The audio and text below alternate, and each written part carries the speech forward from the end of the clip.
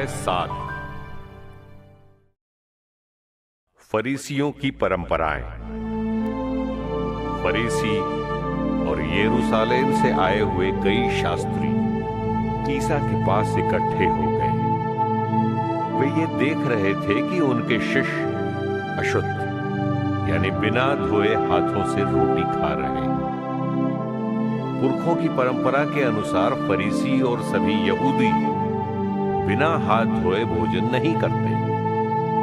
बाजार से लौटकर वे अपने ऊपर पानी छिड़के बिना भोजन नहीं करते और अन्य बहुत से परंपरागत रिवाजों का पालन करते हैं, जैसे प्यालों, सुराहियों और कांसे के बर्तनों का शुद्धिकरण।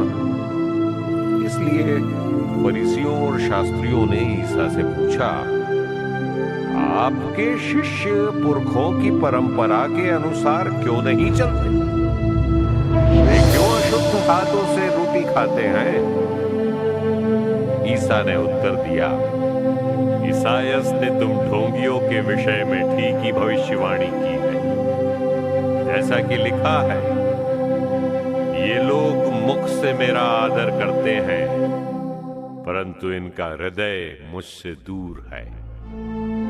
ये व्यर्थ ही मेरी पूजा करते हैं और ये जो शिक्षा देते हैं वे हैं मनुष्यों के बनाए हुए नियम मात्र।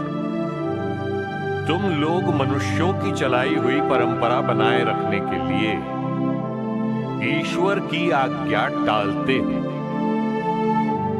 ईसा ने उनसे कहा, तुम लोग अपनी ही परंपरा का पालन करने के लिए ईश्वर की आज्ञा रद्द करते हो, क्योंकि मूसा ने कहा, अपने पिता और अपनी माता का आदर करो, और जो अपने पिता या अपनी माता को शाप दे उसे प्राण दंड दिया जाए। परंतु तुम लोग ये मानते हो, यदि कोई अपने पिता या अपनी माता से कहे, आपको मुझसे जो लाभ हो सकता था वो कुर्बान अर्थात ईश्वर को अर्पित है, वो अपने पिता या अपनी माता के लिए कुछ नहीं कर सकता है। इस तरह तुम लोग अपनी परंपरा के नाम पर, जिसे तुम बनाए रखते हो, ईश्वर का वचन रद्द करते हो और इस प्रकार के और भी बहुत से काम करते रहते हो। शुद्ध और अशुद्ध की व्याख्या। ईसा ने बाद में लोगों को फिर अपने पास बुलाया और कहा, तुम लोग सब के सब मेरी बात सुनो और समझो। ऐसा कुछ भी नहीं है जो बाहर से मनुष्य में प्रवेश कर उसे अशुद्ध कर सके, बल्कि जो मनुष्य में से निकलता है वही उसे अशुद्ध करता है। जिसके सुनने के कान हों वो सुन ले। जब ईसा लोगों को छोड़कर घर आ गए थे तो उनके शिष्यों ने इस दृष्टांत का अर्थ पूछा। ईसा ने कहा, क्या तुम लोग भी इतने नासमझ हो? क्या तुम ये नहीं समझते कि जो कुछ बाहर से मनुष्य में प्रवेश करता है वो उसे अशुद्ध नहीं कर सकता, क्योंकि वो तो उसके मन में नहीं बल्कि उसके पेट में चला जाता है और शौच घर में निकलता है। इस तरह वो सब खाद्य पदार्थ शुद्ध ठहराते थे। ईसा ने फिर कहा, जो मनुष्य में से निकलता है वही उसे अशुद्ध करता है, क्योंकि बुरे विचार भीतर से अर्थात मनुष्य के मन से निकलते हैं।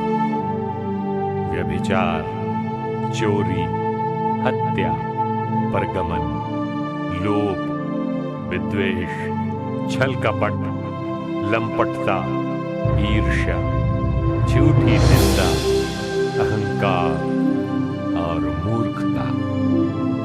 ये सब बुराइयां भीतर से निकलती है और मनुष्य को अशुद्ध करती है। कनानी स्त्री।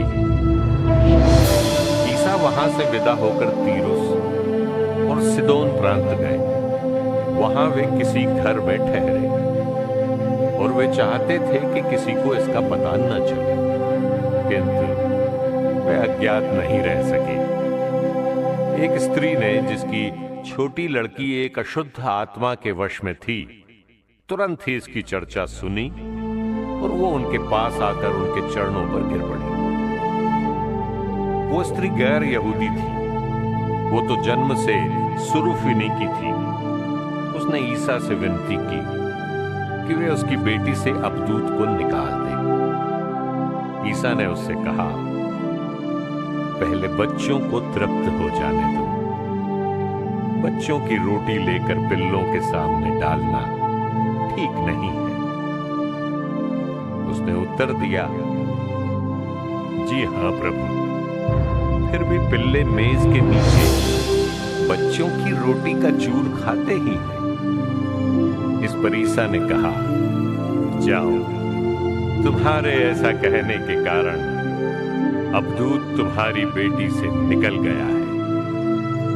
अपने घर लौटकर उसने देखा कि बच्ची खाट पर पड़ी हुई है और अबदूत उससे निकल चुका है। बहरे गूंगे को स्वास्थ्य लाभ।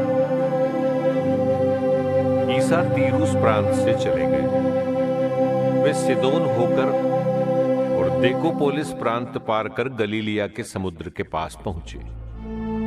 लोग एक बहरे गूंगे को उनके पास ले आए और उन्होंने ये प्रार्थना की कि आप उस पर हाथ रख दीजिए।